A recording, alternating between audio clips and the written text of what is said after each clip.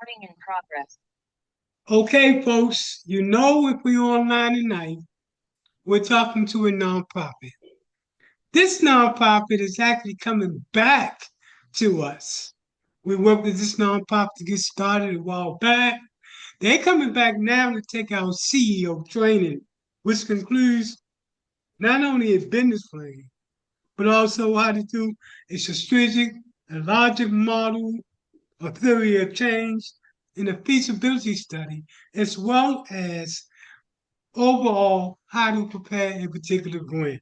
This is part of our CEO class. So let me back up for a second. Sir, can you start out with letting us know who you are, who you represent, name of your organization, why you started the nonprofit, and why do you think it's a strong sense of urgency to help you with your vision and your mission? Very good. Very good. Thank you for the opportunity, Michael. Um, my my vision is rich, and I guess one of the counsel I guess I would need from you is maybe you might see fit with that if I need to narrow down. But for a while, um, even before I got into the professional world, I have always been helping people, teaching people how to drive, mainly immigrants, teaching them or low income people, teaching them how to drive, filling out their work, their immigration documents, usually for little to no, for no charge at all. Um, Taking them to jobs and taking them to interviews, teaching them English skills and the acculturizations when they come here. So 70% of them are immigrants who have not fully been integrated into the community. Let me just jump in 1 second. Would you tell everybody the name of your nonprofit? Very good. Um, Actually, my name is Saint Oben Centillion, and the nonprofit is Humanity Are Us. We put R in plural because humanity, even though it is a singular word, we treat it as a plural word.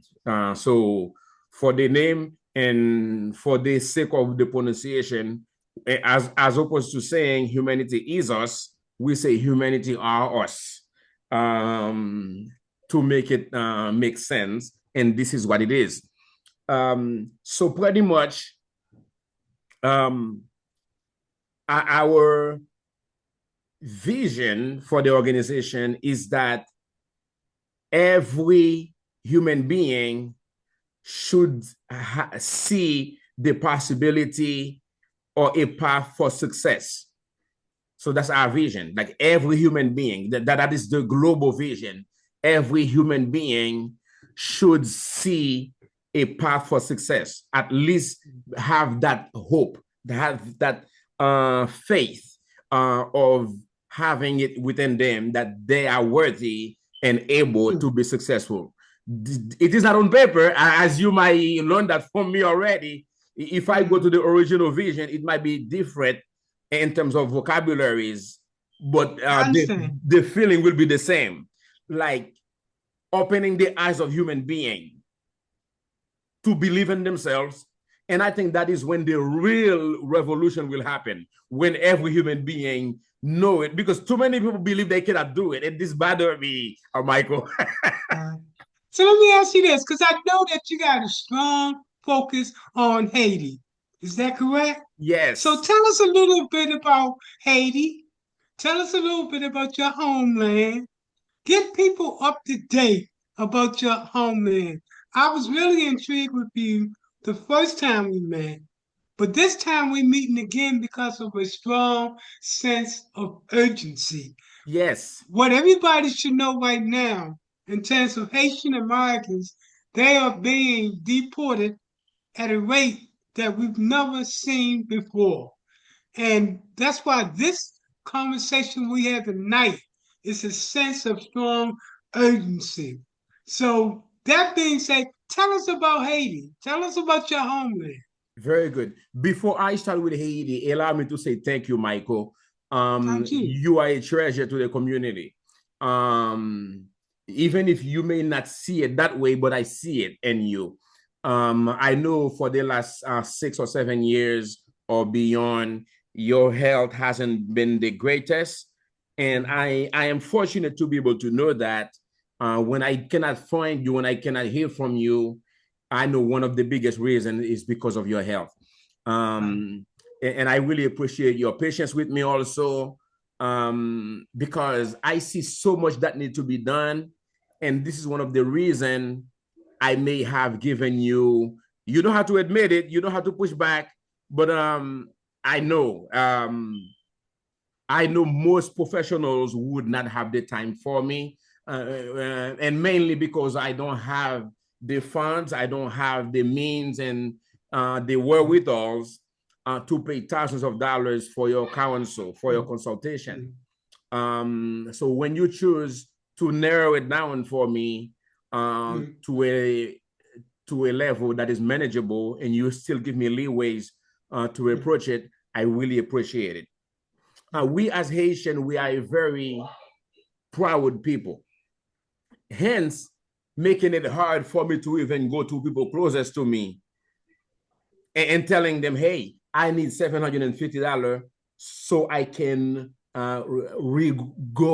start going again with this nonprofit that is very deep and hot with inside of me. So pretty much everything you see I've been spending, it is my money for my income tax, a business, or my wife's money we get together. It's my personal income. I haven't taken a penny from anyone. So I really appreciate you. And I know you have a lot you can give me. I guess I'm not smart enough, I'm not wise enough to know it, or the time hasn't been in my favor. And No, you're really good. That's why you come to someone like me that's a consultant. Smart people hire consulting to help them with their vision. That's what smart people do, especially your filthy rich people. Why do you think they're good at what they do? They hire a professional to come yes, in to make it where they need to be. Now, yes, let me ask you a question because I know there's a lot of concern in your community. What is the fear in your community right now with this executive order taking that is taking place to do this deportation? Tell American because you're gonna be talking to people from all over the United States. Tell them about that sense of fear that is throughout your community, given uh, the current situation that we find ourselves in. yes, sir. Thank you. Let me give an example of the work that I'm doing this week with one particular customer, and it will pretty much answer most of that question. And then it will tell a snippet of the Haitian history or the Haitian story, and then I'll go in bigger detail. So this guy who came here in 2023, it was a program that President Biden opens in 2023, January of 2023, where he said the Haitian condition is very tough and immigration hasn't been nice to them. So I'm going to make it easier for certain Haitians in Haiti who already had some kind of family members in the state. This time, it pretty much widened the criteria. It pretty much loosened up the rules for relationship wise. For example, up to that January of 2023, it had been a spouse can file for a spouse to come and reside here. A parent can do it for a child. A child can do it for their parents if the child is a citizen. And that is pretty much what it is, like close families, very close family, the actual family in terms of the actual genetic title. But Biden made it easier in 2023 where he said it became very vague. Anyone can pretty much virtually file for someone if they find someone in Haiti who want to come. It was not the most fair process, but I think in that 24-month span, more than 250,000 Haitians were able to come who otherwise would not have been able to come if they were to follow the regular conventional path. So now this guy came to me because his employment card under Biden expires about 5 or 6 months ago. And President Biden already said he was not going to renew it. When President Trump came into office 10 months ago, of course, he more so that he was not going to renew it. So those people are left on their own. More than 250,000 people. Now, some of those, when President Biden opened TPS in June of last year, some of them were smart enough and proactive enough. They did not delay. They did not stall. They rushed and applied for TPS, which is temporary protected status. Similar to the one I just mentioned, the difference is the person has to be here undocumented or not having proper documentation. That is the TPS one. They have to be in the land already.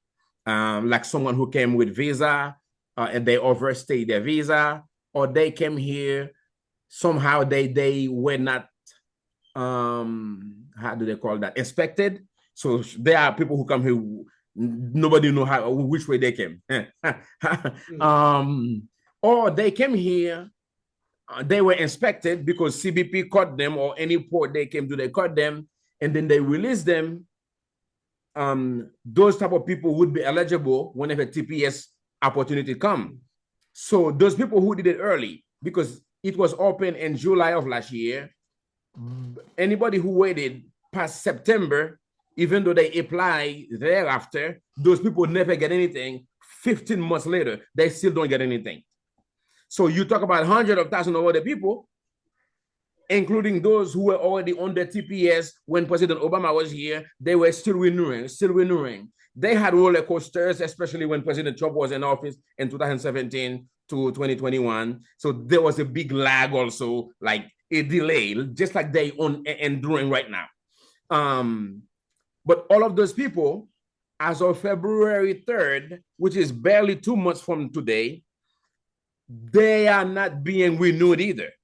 So when you put Biden and those TPS people, there are hundreds of thousands of people who have TPS, but they don't have the TPS because their cars never came, like I told you, because they waited 2 months beyond when the gate was open. Is it within the rule for them to wait? Yes, it is within the rule. So what is happening? Immigration and too much politics. So you already have hundreds of thousands of people between the Biden people and TPS people who are so they're hanging idle. So those people don't know what to do. Some of them want to apply for asylum, they don't have the money.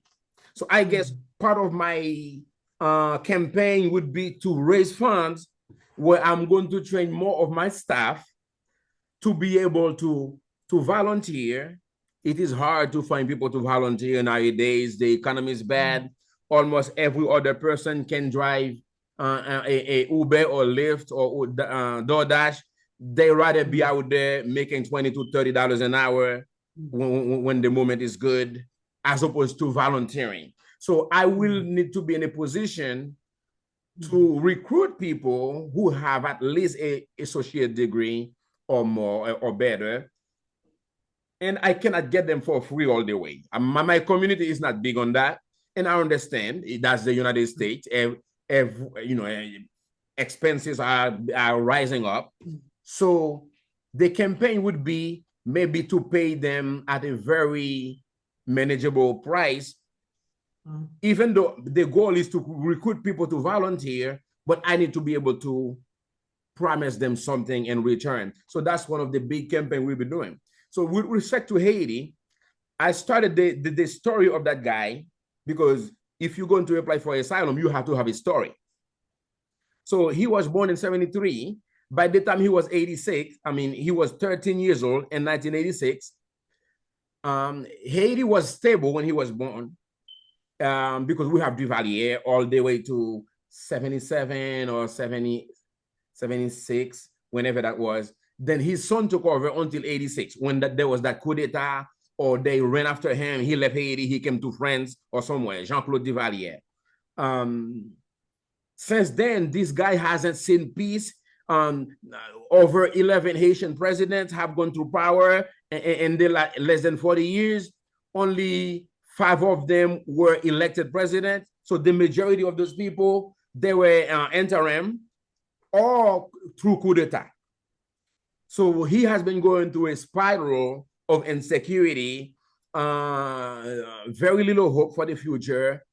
They cannot have long-term dreams because the economy has been stagnant through corrupted politicians and unfair trades and corrupted, like monopolies. Monopoly is commonplace in Haiti. So those guys in the private sectors, far too many of them are criminals, killing the potential person who can or who have the potential to compete with them. I mean, the whole 9 yards. The future for the youth is obscure. So that's the community we're dealing with, and those are the people we have. And I need to be out there because they don't know what to do. They don't know what is possible for them. Some of them heard of asylum. They don't know if they qualify. And I have to teach them and inform them, here's what an asylum is, and here's how it should be done. Even if you don't come to me, but you need to know how it should be done. So whomever you go, you know how it should be done, so they could start a conversation. That's very good that you started off with an example, because people hear a lot of things, but they nothing like a true example of what one person is going through. And you multiply that by tens of thousands and 100,000 individuals. Now, in addition to helping that person with that particular service, what are some other service that you want to provide if you get funding in order to get your organization operational? So share with us the different services. You mentioned one, service us the other services, be it employment, be it whatever the case might be. Share with us all of the services that you want to provide for your population. Thank you. One of the service which is immediate right now, which is ongoing since March of last year, I have started an English program in my community, in my church right here in Riverview. So the church opens their door for me in that little building they have. I've been teaching, my wife and I, along with a couple of other individuals in the church, we put together an English class every Monday. We put about 2 hours to it. And as we have funding in the future, we will open more days and hire qualified teachers to teach them English, because we are lacking English teachers to teach English to adults, especially in our Haitian community. There is a lack of opportunity for English learning. The few spots they are very limited in when they open. So the community needs flexibility in terms of when and where they come and learn English. So that's one program that we have ongoing. And if we were to get some funding, we would pretty much increase the capacity and the opportunity.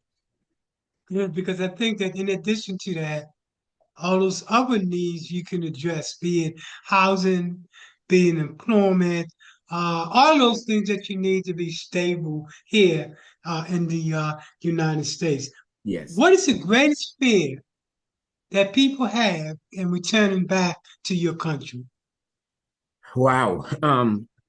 The greatest fear right now is violence, physical violence. I could mention a dozen fears, but the immediate danger is security. So the security has become foreign to the Haitian people, especially after the assassination of the late President Jovenel Moïse on the night of 6 July 2021. About 3 months past 4 years. So pretty much 51, 52 August, September, October, November. So 5 plus 40. Yeah, that's about 53 months ago. So insecurity is rampant and it's everywhere in Haiti. So even someone, even someone who would be in a position to start their own little business, they are afraid of doing so for fear of being a target to kidnapping for ransom. Now, tell us some more things about how people can help. I know that funds is one thing, but you have a lot of lawyers out here that might want to do pro bono work. Would you be looking for lawyers that might want to do pro bono work to help with legal issues as well? Yes, pro bono, more so than lawyers. Yes, lawyers, paralegals, and any intellect for that matter, like I told you earlier, who are able to help us because those people will be coming because me, my immigration story has helped me, has pretty much positioned me to be that advocate for the community. My Tell mom, us about your story. yes, my mom came here late 1980, probably January 1981. I was 3.5 years old. My little brother was barely 10 months. My elder sister was about 5 years old.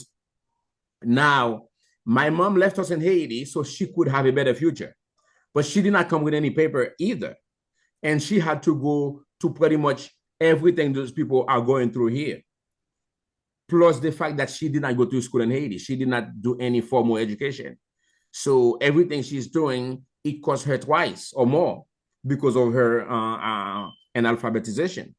But my mom pretty much made it easier for me, but that did not eliminate all the barriers for me though. So when I came here, the burden was on me to learn English. Um, Fortunately enough, my mom was here to give me that leeway where having a job was not my first priority. Now, for those for whom it is a first priority, where a job is first priority, it is tougher for them, but I will still keep reminding them of the fact that learning English need to be within the plan. It need to be by the top of all the other priorities, because that's the only way one will get a better shot at the American dream, especially in the 21st century global economy. So I really thank God where my main prayer to God is gift me with the language.